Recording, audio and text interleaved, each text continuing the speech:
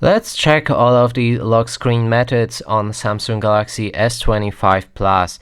So first of all, we need to open a settings on our device. We can then scroll down to the lock screen and AOD. Select screen lock and biometrics, and right here we can find all of that options. So first one is PIN, which allows you to enter a few number digits to lock or unlock your device.